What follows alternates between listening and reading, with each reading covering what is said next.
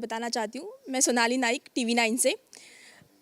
विक्की अंकिता, जिस तरह से बिग बॉस के घर में आप दोनों को लड़ते हुए देखा है, एक सवाल पूछना चाहूँगी, क्या स्क्रिप्टेड है? क्योंकि अभिषेक कुमार ने हाल ही में कहा था, जब बिग बॉस के घर के लाइट्स बंद हो जाते हैं तब आप आपका माइक निकाल कर ये डिस्कस करते हो कि अगले दिन क्या करना है, ताकि फोकस अंकिता पे रहे।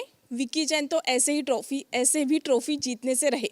तो आप क्या कहना चाहते हैं? ये अभिषेक ने कहा, जी एक तो जी जी। अच्छी चीज बताई सबसे आपने, पहले क्या मैं कहता है बताना बताता चाहती हूँ हूँ, इसको। अभिषेक खुद ये सोचता है, आई थिंक वो नेक्स्ट डे प्लान करता है। लेकिन जितना मैं अपने आप को जानती हूँ और विकी को जानती हूँ, मैं कभी कोई चीज़ स्क्रिप्ट के अकॉर्डिंगली कर नहीं सकती। जो फीलिंग्स है, जो इमोशंस है, बहुत रियल है। जो फीलिंग है, मैं ऐसी ही हूँ। मैं अभिषेक कुमार जैसे बोलते हैं, मैं वैसी ही हूँ। और exactly, no copy cats, but yes, मुझे जितना पता है कि मैं जो कर रही हूँ वो रियल कर रही हूँ। So it's okay. इनकी मैंने ये बोला था कि ये माइक उतार के बात करते तो ये- शायद कल की जो शायद तो नहीं था। तो मेरा कहने का वही मतलब था कि ये भी मैं सुन तो सकता नहीं कि क्या बात हो रही है। तो मैंने ये बोला था कि शायद ये कि आज के टॉपिक से रिलेटेड बात करते होंगे कि कल क्या होता है। कभी क्या होता है, बहुत झगड़े हो जाते हैं, होते हैं, क्योंकि घर पे बहुत प्रेशर हमारा हुआ है इस तरीके से कि हमारे बहुत फाइट्स हुई होंगी डेफिनेटली। उसके बाद कभी कभी हम सोते सोते भी लड़ ही रहे होते हैं।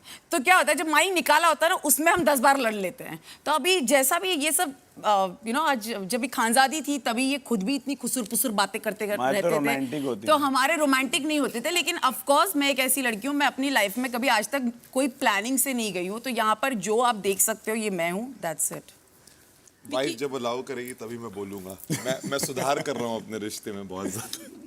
सो क्या आप कहना चाहते हैं? मैं सिर्फ ये कहना चाहता हूँ कि सबसे पहले तो यहाँ ये होता है, जो अभिषेक जिस चीज़ की तैयारी कर रहे थे बात बोल के, वो क्योंकि खुद माइक उतार के अपने जो हमारे बाबू भैया थे उनके साथ रात भर बातें करते थे, तो उस सवाल को मैं कल खड़ा होकर ना करूँ तो उन्होंने उसकी तैयारी पहले से करने के एवज में ये बोला होगा। और वैसे इनकी बातों को ज़्यादा मैं ध्यान नहीं देता, बट उसके अलावा मेरा और अंकिता का जो भी ये चीज़ है, जो एक लड़ाई जो सामने आई है, मैं 200% श्योर हूँ कि हर हस्बैंड वाइफ की अपने घर में लड़ाइयाँ होती हैं, और उससे ज़्यादा ऑर्गेनिक कोई चीज़ नहीं होती। अगर कोई ये बोलेगा कि हस्बैंड वाइफ के बीच में लड़ाई नहीं होती, तो शायद सबसे बड़ी स्क्रिप्टेड वो स्टोरी होगी।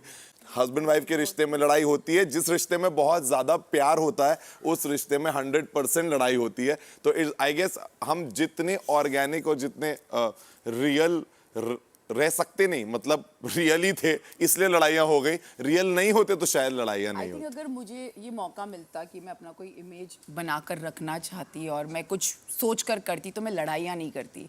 मैं और उस चीज़ को मैच्योरली और अच्छे से हैंडल कर पाती। That's what I feel. क्योंकि अगर मैं कोई एक चीज़ बाहर से लेकर आ रही हूँ, वो है मेरी खुद की इमेज। तो यहाँ पर आई थिंक जो मैं कर पाई हूँ, मैं एक्चुअली जो फील करा है वही मैंने किया, ना कि ये सोच के कि बाहर लोगों को कैसा दिखेगा।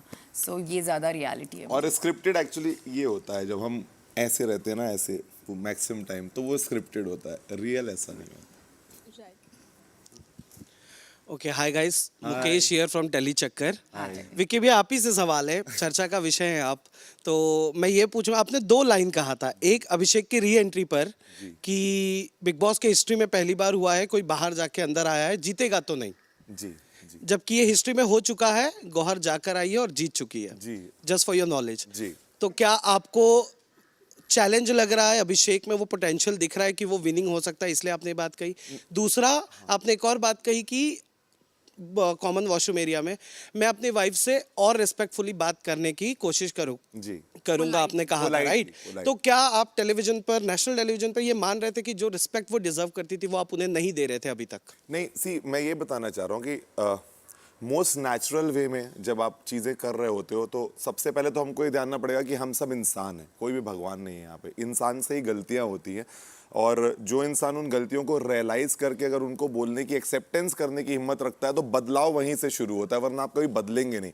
अगर मैं ये चीज़ को हमेशा ये डालता रहूँ कि नहीं मेरी नहीं उनकी गलती है, तो शायद मैं उसको कभी नहीं सुधार पाऊंगा। एक रिश्ते में दोनों को अपनी अपनी गलतियाँ ही सुधारनी है, तभी वो गलती इन दी एंड सुधर सकती है। तो हम उस पड़ाव में थे जर्नी के, जहाँ पे हम इन दी एंड एट दी एंड जब फैमिलीज आके चली गई थी, तो अगर हम अपने ही बातों को सोचते रहें तो शायद हमको समझ में नहीं आता, क्योंकि हर इंसान अपनी नज़रों में सही ही होता है। बट जैसे ही फैमिलीज आई और उनका एक पर्सपेक्टिव आया, भाई का पर्सपेक्टिव यहाँ कंटिन्यूसली रहता है, और सारी चीज़ें जब आई तो हमको ये समझ में आया कि हो सकता है कि विचारों को कभी भी कहना गलत बात नहीं होती, बट उनको हम किस तरीके से कह रहे हैं शायद वो कभी और हमारा तरीका गलत हो जाता है। उस वजह से एक वो जो उत्तेजित माहौल होता है और दोनों किसी और ट्रैक में चले जाते हैं तो शायद वो बात ही मिस हो जाती है। तो उस चक्कर में मैंने उनको ये कहा था कि डेफिनेटली शायद हो सकता है कि चीज़ों को हम और थोड़े पोलाइटली करते तो शायद उस तरह का ना दिखाई देता, ना हम उस जगह चले जाते जहां हमारे इतने डिफरेंसेस दिखाई देते। तो मेरा मानना यह है कि डेफिनेटली मैं थोड़ा और पोलाइट रह सकता था अपनी अप्रोच में, बट जो भी है एक रिश्ता बहुत लंबा होता है गाइस। अभी हमारी 2 ही साल हुई है शादी हुए, और किसको 17 लोग के साथ रहने की आदत होती है कि पति पत्नी और 17 लोगों के साथ रह रहे हैं। तो यहाँ पे कोई भी चीज़, और इतना शो का प्रेशर अलग रहता है, अपनी इंडिविजुअलिटी को दिखाने का प्रेशर इतना रहता है, तो मुझे नहीं लगता कि इस जगह आने की कोई भी तैयारी कभी भी हो सकती है। It is considerably one of the most difficult human experience I would say, शायद किसी को भी फेस करना पड़े। तो उसकी ये जर्नी का पार्ट रहा है, बट डेफिनेटली इससे बहुत सारी चीज़ें सीखी हैं और उसमें जो सुधार लाने हो मैं ज़रूर लाऊंगा। और जो अभिषेक वाला था, तो मैंने सच में वो गौहर वाला देखा नहीं था कि वो एंट्री के बाद आ सकती थी, बट मेरी नज़र में ये था कि अगर हम आज हम सबके माँ बाप ये शो देखते हैं, यू नो, माँ बाप को सबसे पहली एक चीज़, या हमको भी अपनी पहली चीज़ होती है कि अगर हमारे क्लोज वंस हो तो उनकी सिक्योरिटी कितनी ज़्यादा महत्वपूर्ण है।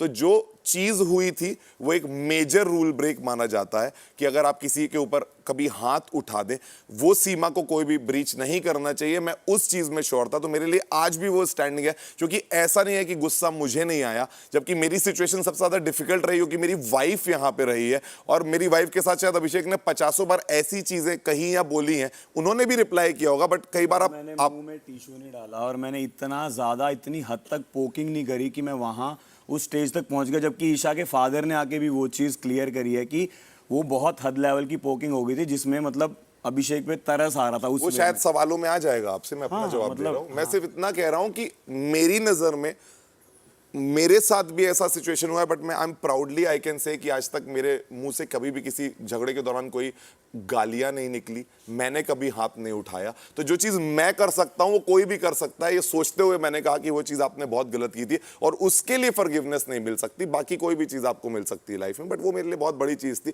और एक जो जीतने वाली पोजीशन होती है उसके हिसाब से मुझे ऐसा लगता है कि अगर इतना मेजर रूल ब्रेक करके भी आप जीत सकते हैं तो that is not going to be a right example to be set for henceforth seasons is what I believe in. That's it.